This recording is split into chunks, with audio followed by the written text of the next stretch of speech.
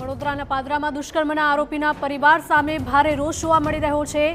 ચાણસદ ગામે લોકોએ આરોપીના ઘર બહાર હોબાળો મચાવ્યો હતો। આરોપીએ દુષ્કર્મના પ્રયાસ બાદ સગીરાની કરી હતી હત્યા। આરોપીનો પરિવાર રહેવા આવતા સ્થાનિકોએ વ્યક્ત કર્યો છે રોષ। આરોપીના પરિવારે મામલો દબાવવાનો પ્રયત્ન કર્યો હોવાનો પણ આરોપ લાગ્યો છે। મૃતક સગીરાના પરિવાર સહિત સ્થાનિકોએ પણ કર્યો છે વિરોધ। આરોપી સામે મકરપુરા પોલીસ સ્ટેશનમાં પોક્સોનો ગુનો દાખલ કરવામાં આવ્યો। આ ઘટનાની જાણ થતાં જ પોલીસની ટીમે ઘટના સ્થળે પહોંચી વધુ તપાસ હાથ ધરી છે।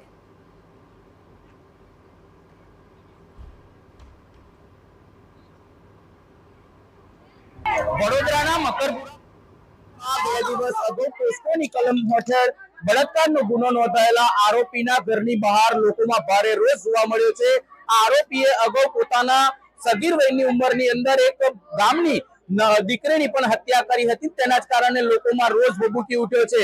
પરિવાર સામે લોકોનો રોષ છે કે આ પ્રકારની ઘટનાને આરોપી વારંવાર અંજામ આપતો હોવા છતાં પણ તે છૂટી જાય છે અને તેના કારણે લોકોમાં રોષ છે। તેની જે દીકરીની હત્યા થઈ હતી તેમના બહેન આપણી સાથે છે। શું ઘટના બની હતી ને આજની ઘટના શું છે?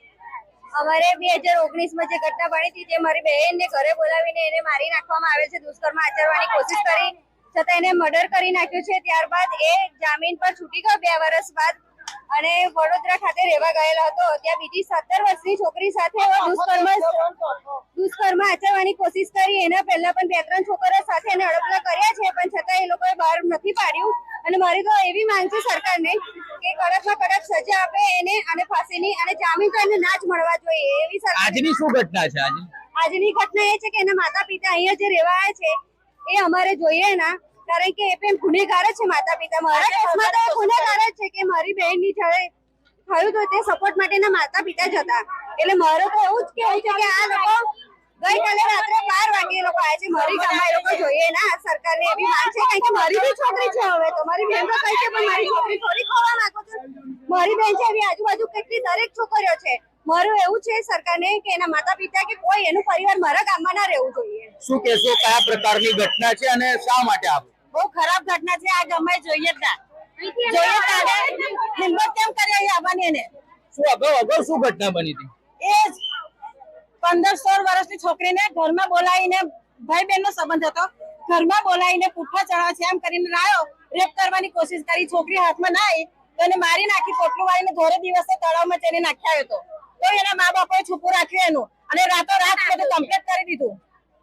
જોઈ શકાય છે, એકવાર દ્રશ્યોમાં બતાવું છે, લોકોમાં રોષ છે ને પોલીસ પણ ઘટના સ્થળે પહોંચી છે કારણ કે આ જે કહી શકાય કે આ જે આરોપી છે તેની માનસિકતા હંમેશા રહી છે ને તેને અગાઉ પણ એક દીકરી પર અગાઉ પણ આ પ્રકારની ઘટનાને અંજામ આપ્યો હતો અને તેને હત્યા કરી હતી અને તેની લાશ જે છે તે તળાવમાં નાખી દીધી હતી। ક્યાંક ને ક્યાંક હવે લોકોમાં એક પ્રકારનો રોષ છે કે પરિવારે જે તે સમય દરમિયાન આ જે આરોપી છે તેને સાથ આપ્યો હતો ને તેના કારણે તેને આ ફરી એક પ્રકારની હિંમત કરી હોય તે પ્રકારનું ઘટના સામે આવી છે। જે 2 દિવસ અગાઉ આ જ આરોપીએ કહી શકાય કે તેને 2 દિવસ અગાઉ મકરપુરાના પોલીસ સ્ટેશનની અંદર તેને એક બળાત્કારની ઘટનાને અંજામ આપ્યો ને પોલીસે તેની સામે ગુનો પણ દાખલ કર્યો છે। જોકે આરોપી અત્યારે કહી શકાય કે જેલના સળિયા પાછળ છે પરંતુ પરિવારના સામે લોકોમાં રોષ છે અને ખૂબ મોટી સંખ્યામાં લોકો એકત્રિત થયા છે ને કોઈ પણ સંજોગોની અંદર આ જે આરોપી છે તેના પરિવારને ગામમાં ન રહેવા દેવા માટે, કારણ કે આ પરિવારે સહકાર આપ્યો હોય તે પ્રકારના પણ આક્ષેપ છે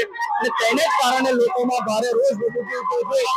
દેશોમાં જોઈ શકાય છે કે જે પ્રકારે લોકો અત્યારે કોઈ પણ સંજોગોમાં જે આરોપી છે તેના પરિવાર સામે ભારે રોષ વ્યક્ત કરી રહ્યો છે અને ગામમાં ન રહેવા દેવા માટે પણ જણાવી રહ્યો છે। અત્યારે જે પ્રકારના દ્રશ્યો છે કે પાદરા પોલીસ ઘટના સ્થળે પહોંચી છે અને ક્યાંક ને ક્યાંક જે આરોપી છે તેના પરિવાર અને જે ગામ લોકો વચ્ચેનો જે રોષ છે તેની સામે મધ્યસ્થી કરી રહી છે કારણ કે આગળ જોવું રહ્યું કારણ કે લોકોમાં જે પ્રકારનો રોષ છે તેને લઈને પોલીસે હાલ સુરક્ષા ગોઠવી છે। ધર્મેશ પટેલ, TV9 પાદરા।